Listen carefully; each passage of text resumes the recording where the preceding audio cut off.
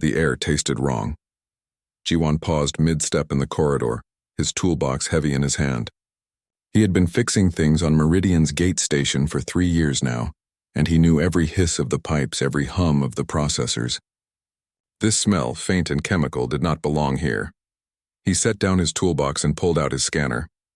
The device beeped once, twice, then flashed red. His stomach dropped. The atmospheric processor was leaking something toxic into the ventilation system. Not just leaking, someone had tampered with it. This was deliberate.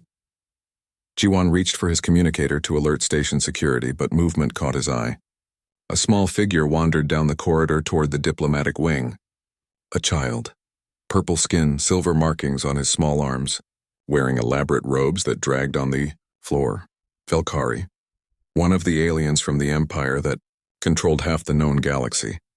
The child was heading straight toward the compromised section. Jiwon's training screamed at him to evacuate, to call for help, to save himself. But the boy was so small, so unaware of the danger.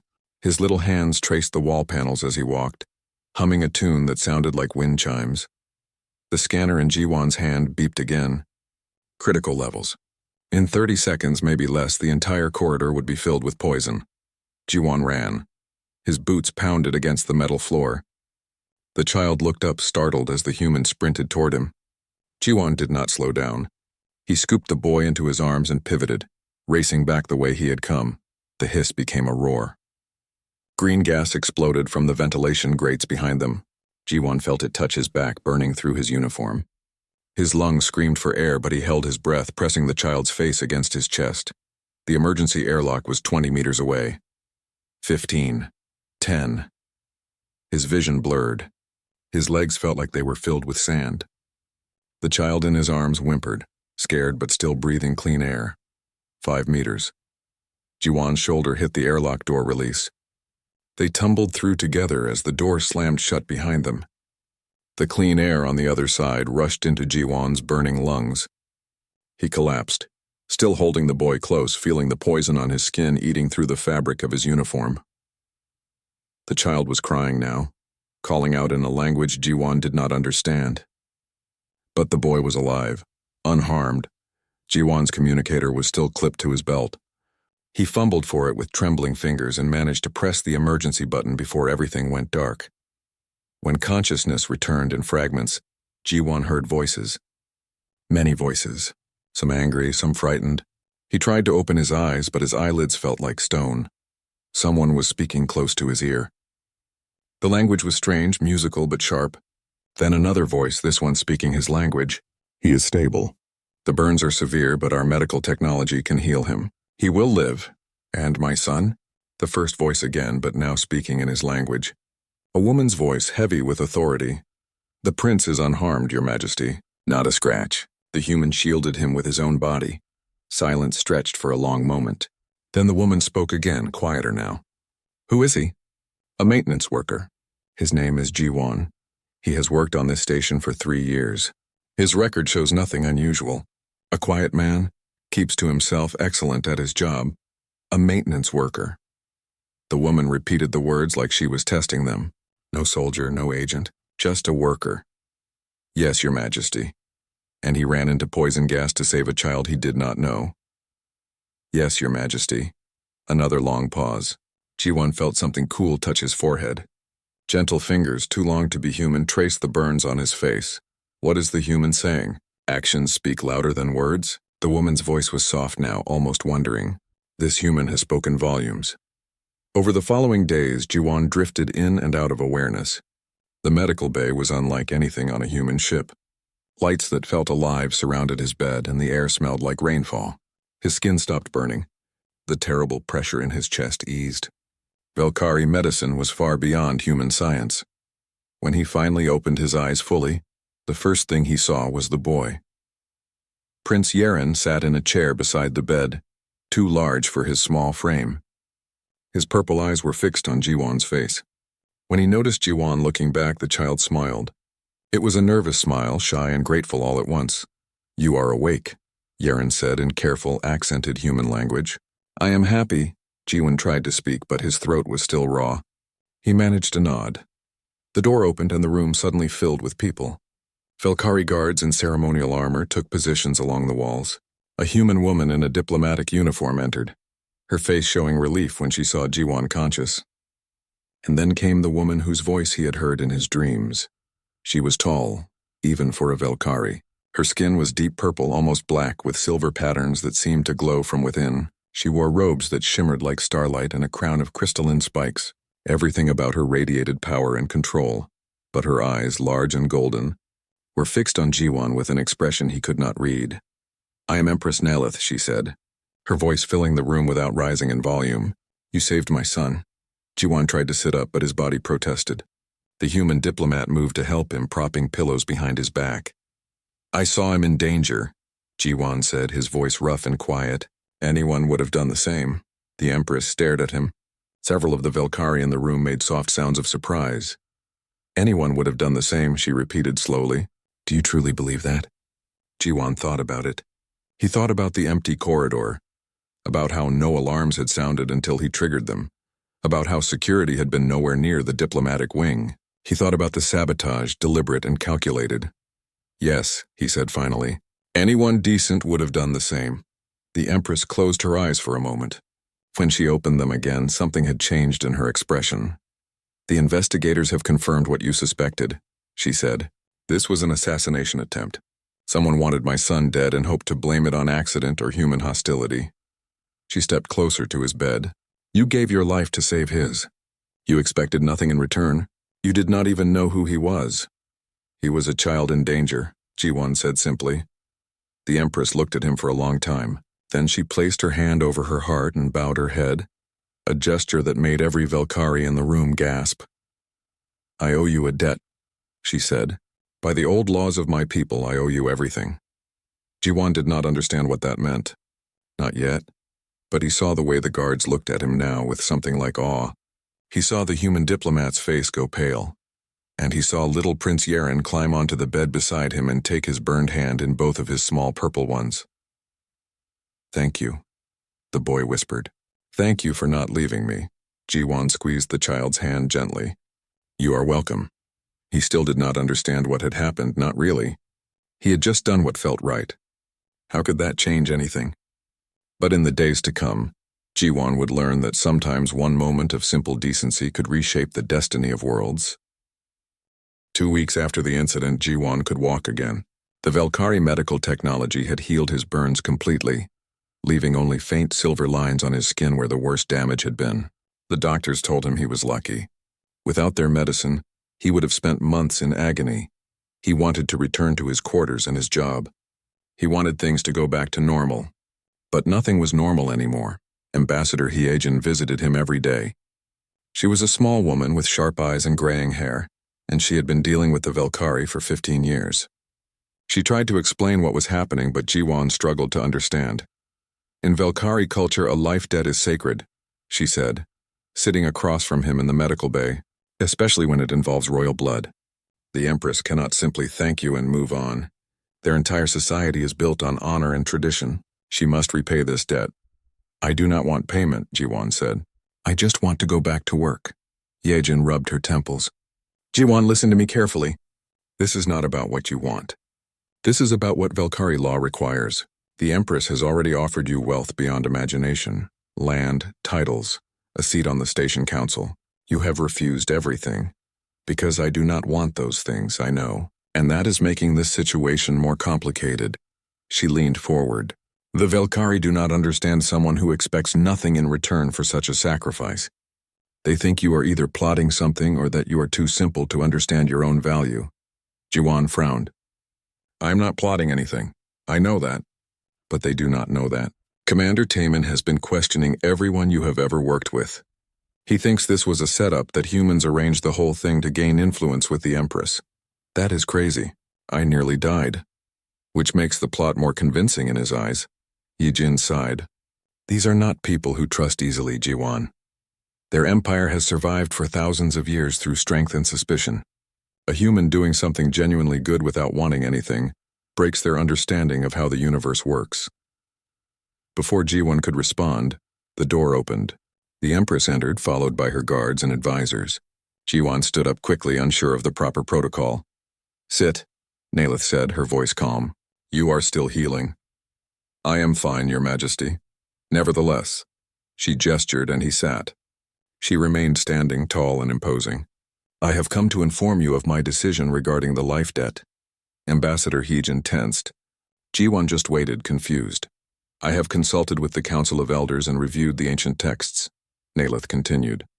Given the extraordinary circumstances, given that you saved not just any life but the heir to the Velkari throne, and given your unusual refusal of all standard compensation, I am invoking a right that has not been used in over 300 years. She paused, and Ji-won saw something flicker across her face. Uncertainty? No, that could not be right. Empresses were not uncertain. The right of Kethval. Eternal companionship. She spoke the words clearly, and every Velkari in the room went completely still. You will be brought into my household. You will live in the Imperial Palace on our homeworld. You will be under my protection for the rest of your natural life. Ji-won stared at her. I do not understand. Ambassador Heejin made a sound like she had been punched. Your Majesty, this is unprecedented.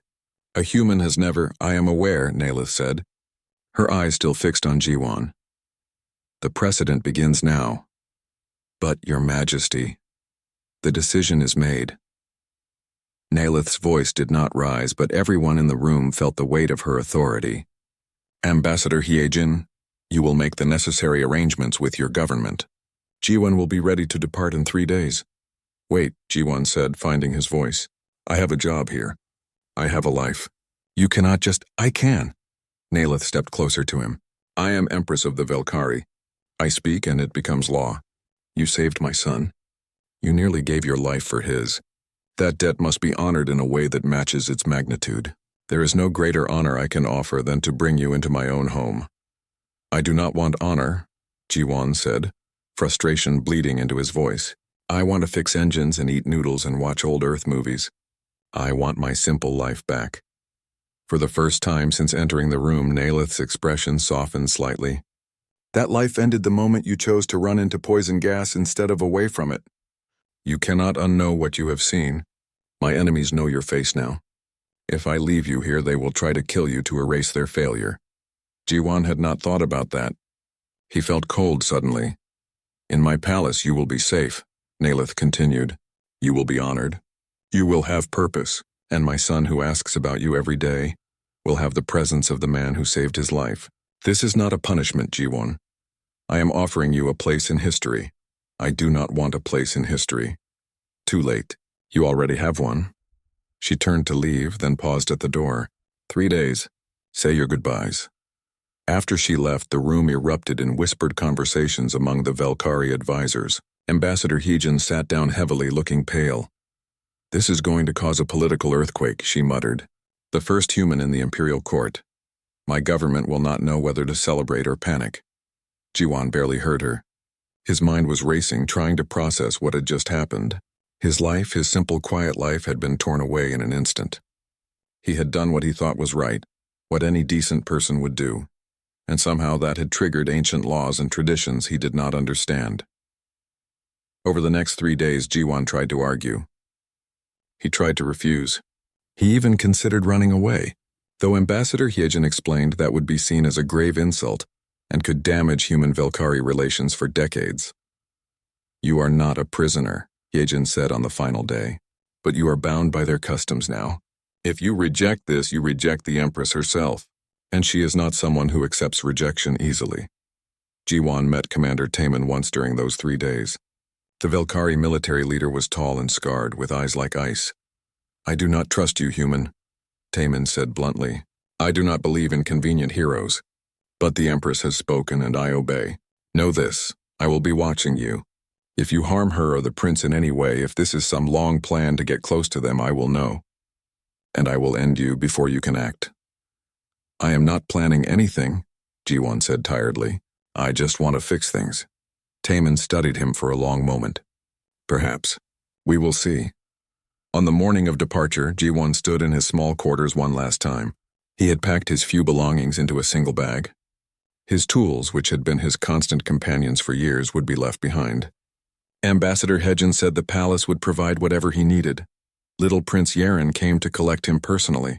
The boy grabbed Ji-won's hand and pulled him toward the docking bay. chattering excitedly about the palace in his room and the gardens where Jiwon could walk. "You will like it," Yeren promised. "Mother says you will have the guest quarters in the east wing.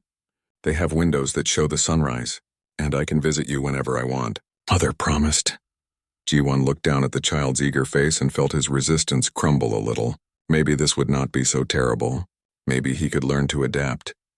The Valkyrie ship that would take them home was massive, built like a cathedral in space. As Jiwon walked up the ramp, he looked back at Meridian's gate one last time. He had been happy there in his simple way. He wondered if he would ever be happy again. Empress Nalith stood at the top of the ramp, watching him approach. When he reached her, she spoke quietly for his ears alone. "I know this is not what you wanted, but sometimes the universe chooses a path for us, and we must walk it whether we wish to or not. I will do everything in my power to make this bearable for you." "Why?" Jiwon asked. "Why go this far? There must be other ways to repay a debt." She looked at him with those golden eyes, ancient and knowing. "Because in 300 years of ruling, I have never met someone who acted without self-interest. You have shown me something I thought did not exist. I want to understand it. I want to learn from it. And perhaps selfishly I want to keep that goodness close, where the darkness of politics cannot extinguish it." Before Jiwon could respond, she turned and walked into the ship. Prince Yeren tugged his hand, pulling him forward. As the ship lifted away from the station, Jiwon pressed his hand against the viewport, watching his old life shrink into the distance. He was going to an alien world, to live in a palace, to exist in a society he did not understand, all because he had saved a child. Sometimes, Jiwon thought doing the right thing was more complicated than anyone warned you about. The imperial palace of Velkareth rose from the planet's surface like a mountain made of crystal and starlight. Jiwon had seen pictures of impressive buildings before, but nothing prepared him for the reality of it. Towers stretched toward the purple sky, connected by bridges that seemed to float on air. Gardens cascaded down the walls in waterfalls of silver flowers. Everything gleamed and pulsed with subtle light. It was beautiful. It was also completely terrifying. "Welcome home," Prince Yeren said, squeezing Jiwon's hand as the transport ship landed in the royal hangar. Home. Jiwon did not feel welcome. He felt like a broken tool that had been placed in a museum. The servants who greeted them were polite but confused. They bowed to Jiwon the same way they bowed to the Empress, which seemed wrong. Jiwon was nobody, just a mechanic, just someone who had been in the right place at the right time. His quarters were larger than his entire apartment back on Earth. The rooms had high ceilings painted with star maps, furniture that seemed to grow from the floor itself, and those windows Yeren had mentioned. They showed a view of the city below, spreading out in geometric patterns of crystal and light. It was stunning. Jiwon hated it. He missed his small room on the station. He missed the constant hum of the engines. He missed knowing what he was supposed to do each day. A young man arrived that evening carrying documents and wearing the kind of diplomatic uniform that suggested he had been sent by Earth's government. He introduced himself as Doyon, a cultural attaché who had spent 5 years studying Valkyrie society. "I am here to help you survive," Doyon said bluntly, setting his papers on a table that was probably worth more than Jiwon had earned in his entire life. "The Empress requested someone to guide you through court protocol. I volunteered because I wanted to meet the human crazy enough to run into poison gas." "I am not crazy," Jiwon said. "That is debatable." Doyon pulled out a thick folder. "But we can discuss your mental state later. Right now we need to cover the basics. First, never touch a Valkyrie without permission. Their personal space is sacred. Second, when dining, never reach across the table. Everything will be served to you. Third, the color red is associated with death in their culture. Do not wear it." The list went on and on. By the time Doyon finished his first lecture, Jiwon's head hurt. "How do you remember all this?" Jiwon asked. "Practice. Lots of practice and many embarrassing mistakes." Doyon smiled slightly. "You will make mistakes too.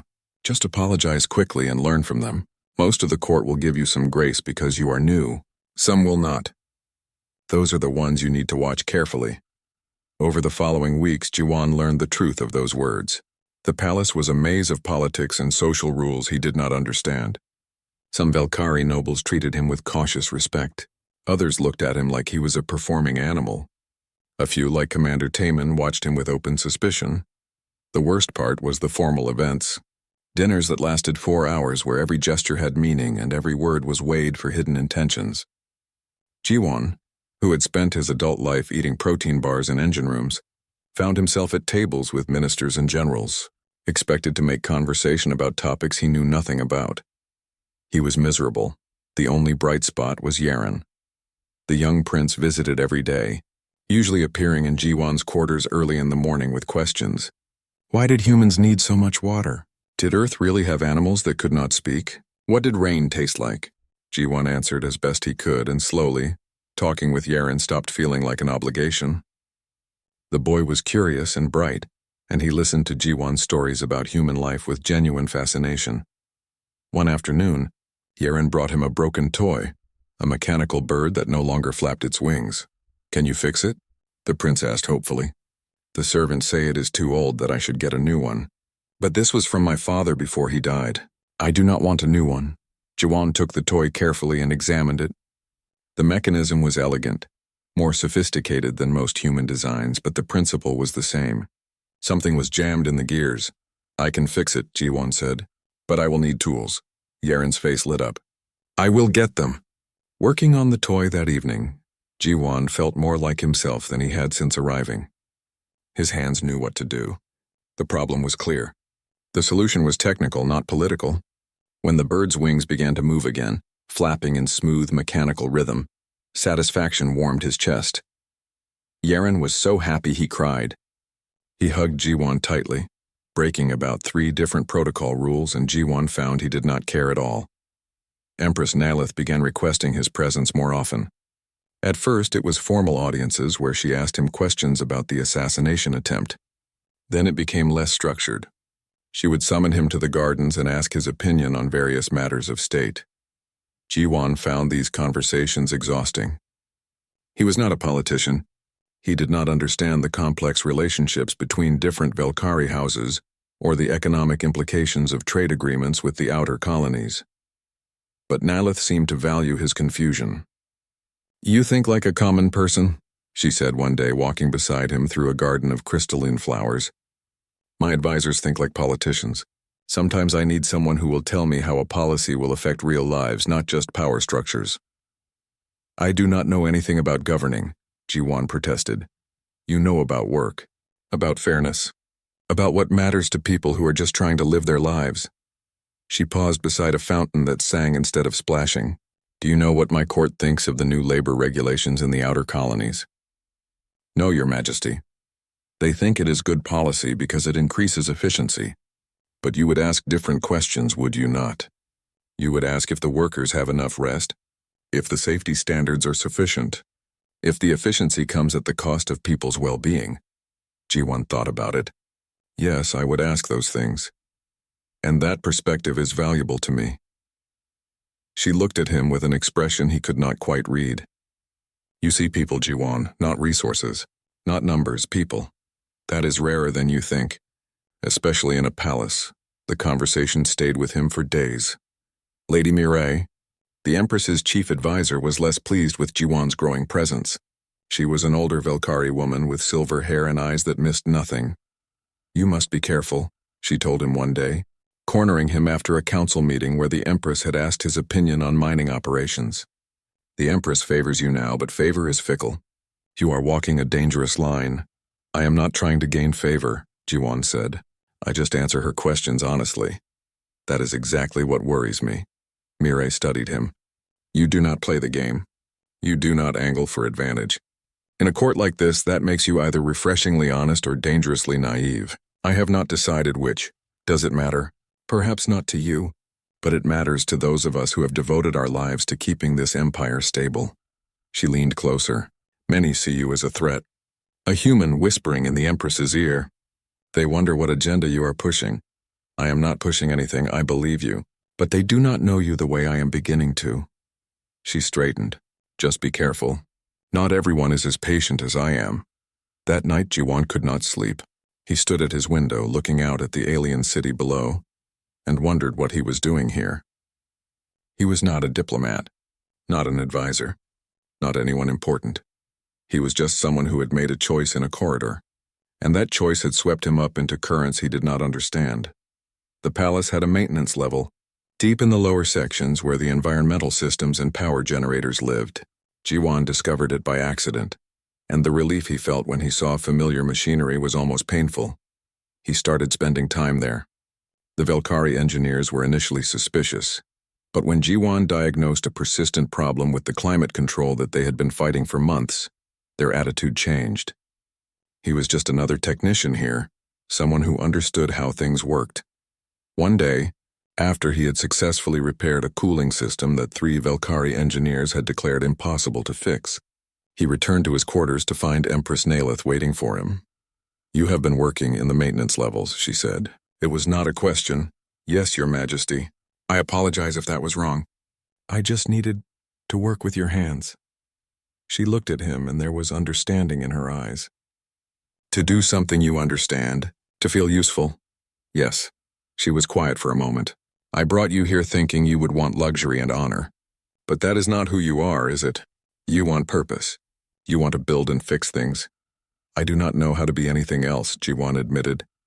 Nalith smiled, and it was the first time he had seen her smile genuinely. "Then perhaps I have been asking the wrong things from you. Perhaps the way to honor what you are is not to change you, but to let you remain yourself." "I do not understand." "You will." She moved toward the door, then paused. "The chief engineer told me you solved a problem they had been fighting for weeks. He said you saw the solution immediately. That is a gift, Jiwan. Not just the technical skill, but the way you see problems clearly, without all the political complications that cloud judgment." After she left, Jiwan sat for a long time thinking about her words. Maybe he thought this place did not have to be a prison. Maybe he could find a way to be himself here. Even in a palace made of ki, the first sign of trouble came on an ordinary morning. Jiwan was in the maintenance level, helping to calibrate a power distribution node, when he noticed something odd. A repair log showed work done on the palace security systems 3 days earlier, but the engineer on duty that night swore he had done no such work. "It must be an error in the system," the engineer said, but his voice was uncertain. Jiwan pulled up the detailed logs. Someone had accessed the secondary security grid for 40 minutes in the middle of the night. The work was attributed to routine maintenance, but the timing was strange. Why would critical security work happen at 3 in the morning without supervisor approval? He mentioned it to Doyen that evening over dinner. "You should probably report it," Doyen said, but he looked uncomfortable. Though honestly, palace security might not appreciate a human telling them how to do their job. "Taman already thinks you are suspicious. This could make things worse. But if something is wrong, then it is probably internal politics that we do not understand. The Velkari court is full of factions and rivalries. Someone might be testing security or sending a message to someone else, or any of a dozen things that have nothing to do with real threats." Doyen set down his cup.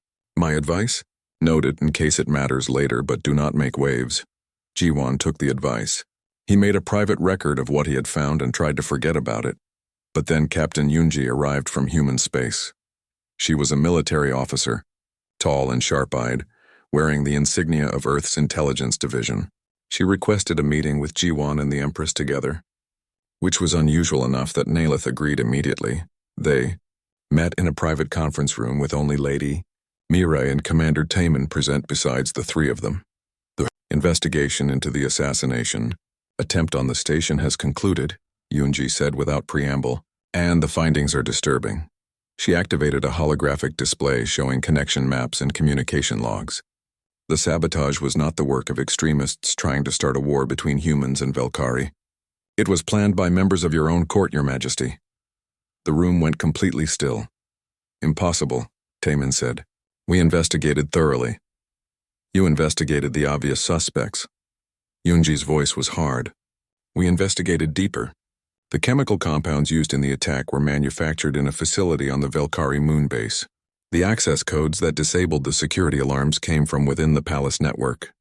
And the timing was precise because someone inside your government knew exactly when Prince Yeren would be in that corridor."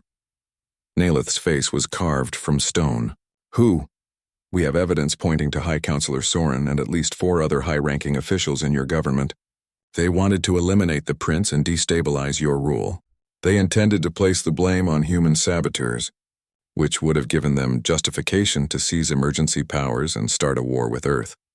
Soren has served my family for 40 years, Naleth said quietly. But there was rage burning beneath the calm, which is why he had the access and trust to plan something this elaborate. Yunji pulled up more files. We have communication records, financial transfers, and testimony from one of the conspirators who broke under questioning. This is not speculation, Your Majesty. This is fact. Taemin looked like he wanted to put his fist through the wall. If this is true, then the conspiracy may still be active. If they failed once, they will try again, Lady Mireille finished. Her voice was steady, but her hands trembled. The Festival of Ascension is in 2 weeks. Security will be stretched thin across the entire city. If they plan another attempt, that would be the logical time. Jiwon had been listening in silence, trying to process the revelation that people in this very palace had tried to kill the child he had saved. Now a cold weight settled in his stomach. The security logs, he said suddenly. Someone accessed them 3 days ago. Everyone turned to look at him. What are you talking about? Taemin demanded. Jiwon explained what he had found in the maintenance systems. As he spoke, Taemin's expression grew darker. Why did you not report this immediately? I thought it was just internal politics. I did not want to cause problems. Causing problems might have prevented a disaster. Taemin stood abruptly. I need to review those logs immediately. If someone is modifying security protocols, they could be creating gaps in our defenses, Naleth finished. She looked at Jiwon with an expression he could not read. You noticed something my entire security force missed. I just know how maintenance systems work, Jiwon said. I notice when things do not match the patterns. Over the next week, the palace transformed into a fortress. Taemin's security team swept every system, every room, every access point. They found 3 more instances of tampering, all subtle, all designed to create brief windows where parts of the palace would be vulnerable. The investigation confirmed Yunji's intelligence. High Counselor Soren and his co-conspirators had been planning a second attempt during the festival. They had modified security systems to create a gap in the coverage around the ceremonial platform where the prince would stand. An assassin would have had a clear shot. Soren and the others were arrested quietly. Naleth wanted to avoid public panic. The festival would proceed as planned, but with Taemin's forces on high alert and multiple backup security measures in place. Jiwon was told he did not need to attend. The festival was a Velkari tradition, and his presence might distract from the ceremony. He was secretly relieved. The idea of standing in a crowd of thousands of Velkari, all in formal dress, all speaking a language he barely understood, sounded exhausting, but Yeren had other ideas. The prince appeared in Jiwon's quarters the morning of the festival, wearing elaborate ceremonial robes and looking nervous. I want you to stand with me, Yeren said. On the platform, where I can see you. That is not my place, Jiwon said gently. I am not Velkari. I am not part of the ceremony. You saved my life twice. Yeren's voice was small but determined, once from poison, once by noticing what no one else saw. I feel safe when you are near. Please. Jiwon looked at the child's face and could not refuse. I will talk to your mother. Naleth approved the request without hesitation. If my son wants his protector beside him, his protector will be there. Besides, I trust your eyes, Jiwon. If something seems wrong, you notice. That is a gift I need today. So Jiwon found himself dressed in formal clothes that Doyun had insisted were appropriate, standing on a platform before thousands of Velkari citizens. The festival was a celebration of the spring equinox, traditional music and dancing, ancient rituals passed down through generations. Prince Yeren stood at the center, performing his role in the ceremony with careful precision. Jiwon stood several paces behind, trying to be invisible while simultaneously watching everything. The crowd was enormous. The sky was bright with 3 of Velkareth's 4 moons visible in daylight. The music was beautiful and alien and overwhelming. Jiwon's instincts, honed from years of noticing things that did not fit, screamed a warning. A figure in the crowd moved wrong. While everyone else swayed with the music, this person was still. Their attention was not on the ceremony but on the platform. On Yeren, Jiwon saw the glint of metal, saw the person's arm begin to raise. He moved without thinking. The energy weapon fired just as Jiwon crashed into Yeren, wrapping his body around the child and falling hard onto the platform. Pain exploded in his shoulder as the shot meant for the prince hit him instead. Chaos erupted. Security forces swarmed the crowd. Taemin's voice roared orders. The crowd screamed and scattered. Jiwon held Yaren beneath him, feeling blood seep from his shoulder, feeling the prince's small heart hammering against his chest. Alive. The boy was alive. Stay down, Jiwon gasped. Do not move. You are hurt, Yaren cried. You are bleeding. I am fine. Stay down. Security cleared the platform. The assassin was captured alive. Taemin himself pulled Jiwon off the prince and medics immediately surrounded them both. Yaren was screaming, fighting to stay with Jiwon. Do not take him. He saved me. Do not take him. We are helping him, Your Highness, a medic said firmly, already working to stop the bleeding from Jiwon's shoulder. He will be fine. Nalith appeared, her face terrible in its calm. She knelt beside Jiwon, placed her hand on his uninjured shoulder, and spoke softly. Twice now. Twice you have stepped between death and my son. He is a good kid, Jiwon managed. The pain was making it hard to think. Someone should protect him. Someone does. Nalith's eyes were bright with something that might have been tears, though Jiwon had never seen a Velkari cry. You do. Again and again without hesitation. The medics lifted him onto a transport. As they carried him away, Jiwon saw Taemin interrogating the captured assassin with an expression of cold fury. He saw Lady Mireille organizing the evacuation of the crowd with perfect efficiency. He saw Yaren being held by his mother, both of them watching Jiwon with expressions of fear and gratitude and something deeper. Before consciousness slipped away, Jiwon thought about how strange his life had become. He had just wanted to fix engines and live quietly. Instead, he was bleeding on an alien world, having saved a prince twice, having somehow become someone important to people he barely knew a few mani. Recovery took 3 weeks this time. The energy weapon had burned through muscle and bone in Jiwon's shoulder, and even Velkari medicine needed time to rebuild the damage completely. He spent the days in the medical wing, working through physical therapy and trying not to think too hard about what had happened. Prince Yaren visited every day, of course. The boy seemed determined never to let Jiwon out of his sight. He did his lessons in Jiwon's medical room, ate his meals there, and fell asleep in the chair beside the bed more than once. You do not need to stay with me all the time, Jiwon told him. I am fine. I know, Yaren said, but he did not leave. The conspiracy trials concluded quickly. High Counselor Soren and his co-conspirators were found guilty of treason and attempted murder.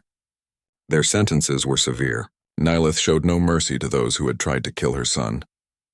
On the day Jiwon was finally cleared to leave medical care, Ambassador Hyejin arrived with unexpected news. There is a message from Earth, she said quietly, sitting beside his bed. Your grandmother, Somin, she is dying. The words hit Jiwon like a physical blow. How long? Weeks, maybe days. She is asking for you. Hyejin's expression was sympathetic.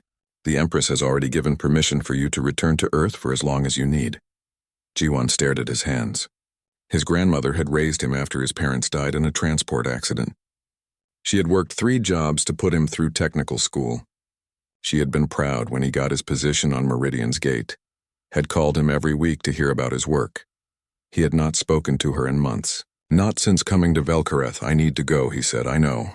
The ship is being prepared now. Nalith came to see him before he left. They met in her private study, a room Jiwon had never entered before. It was surprisingly simple, filled with books and star charts rather than the elaborate decorations he expected. I am sorry about your grandmother, Nalith said. Family is precious. You should be with her. Thank you, Your Majesty. I want you to know something before you leave. She stepped closer to him. The Kethaval right that binds you here, I release you from it. You have fulfilled any possible debt through your actions. If you choose to stay on Earth, if you choose to return to your old life, I will not stop you. You are free, Jiwon. He looked at her in surprise. But your traditions serve people, not the other way around. You nearly died for my son twice. You owe me nothing. I owe you everything. Her voice softened. But I will tell you honestly, I hope you come back.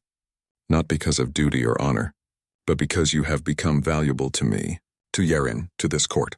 You see clearly in a place full of shadows. That matters. Jiwon did not know what to say. I will think about it. That is all I ask.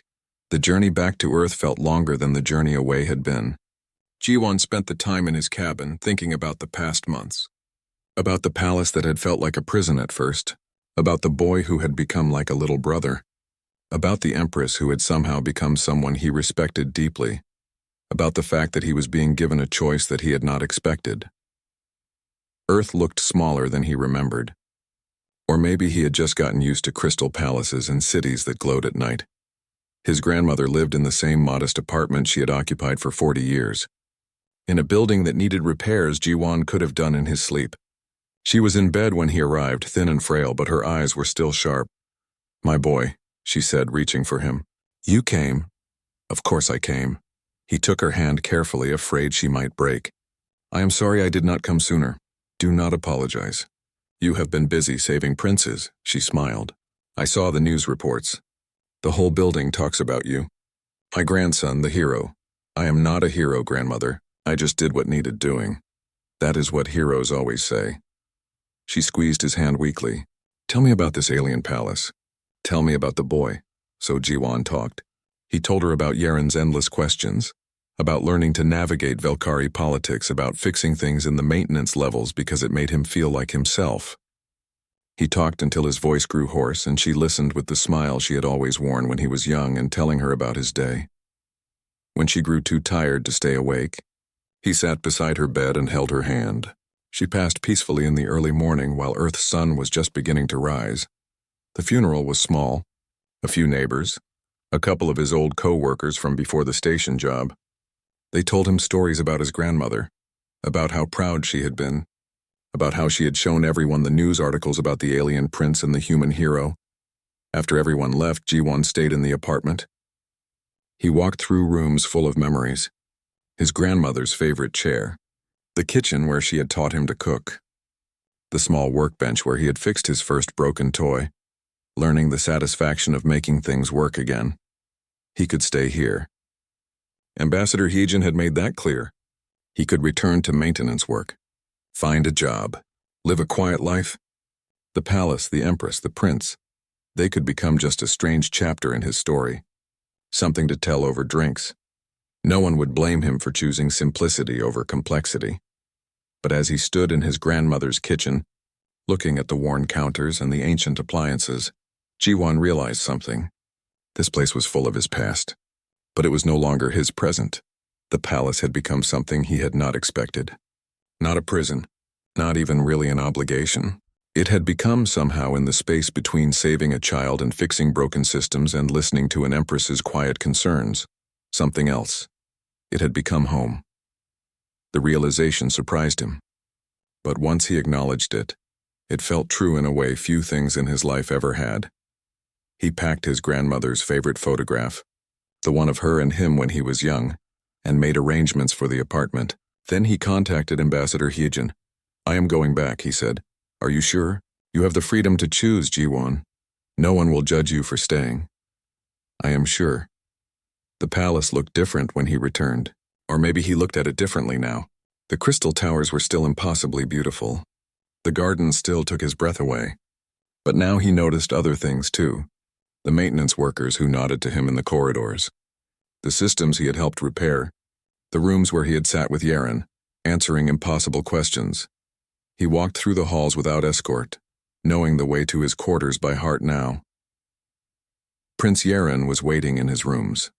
The boy must have been watching for the transport ship because he launched himself at Jiwon the moment the door opened. "You came back." Yaren's voice was muffled against Jiwon's chest. "I was afraid you would not come back." "I almost did not," Jiwon admitted, hugging the boy carefully. "But then I realized I would miss you too much." "Really?" "Really." Empress Nalith summoned him that evening. Not to the throne room or a formal audience chamber, but to the same private study where they had last spoken. She studied him for a long moment when he entered. "You came back." "I did." "You did not have to." "I know." "Then why?" Jiwon thought about how to explain it. "When I was young, my grandmother told me that home is not just a place. It is where you are needed, where your work matters, where the people around you would miss you if you were gone." He met her eyes. "I have been needed in a lot of places, but I have never mattered the way I matter here." Nalith was quiet for a moment. When she spoke, her voice was softer than he had ever heard it. You matter more than you know. In the months you have been here, you have changed things. The way I think, the way Yaren sees the world, even the way the court operates. Commander Taman told me yesterday that he trusts you now. Do you understand how remarkable that is? Taman trusts almost no one. I just try to see problems clearly. That is your gift. In a place built on layers of complexity and hidden meanings, you see the simple truth underneath. She stepped closer to him. I told you before that you were free to go. That stands. But if you choose to stay, I want you to understand what that means. Not as an obligation, not as a debt to be honored, but as something else. What? As family. She said the word carefully, like she was testing its weight. Velkari do not use that term lightly. But you have earned it. You protected my son when you had nothing to gain from it. You stayed when you could have left. You came back when you could have chosen safety and simplicity. Jiwon felt something tight in his chest loosen. I did not think I would ever have family again. Not after my grandmother. You do now, if you want it. He thought about the question, about the strange journey from maintenance worker to palace resident, about saving a child and ending up here in a crystal palace on an alien world, being offered something he had never expected. Yes, he said simply. I want it. Nalith smiled, and it transformed her face. She removed the formal crown she wore, setting it aside, and for a moment she was not the empress. Just Nalith, a mother grateful beyond words, a leader who had found an unexpected ally, someone who had learned to trust where trust seemed impossible. Then you are home, she said, for as long as you wish to stay. That evening, Jiwon sat with Yaren in the gardens, teaching the boy how to repair a small mechanical device. The prince's hands were clumsy with the tools, but he was determined to learn. Why do you like fixing things so much? Yaren asked. Jiwon thought about it. Because when something is broken, you can see.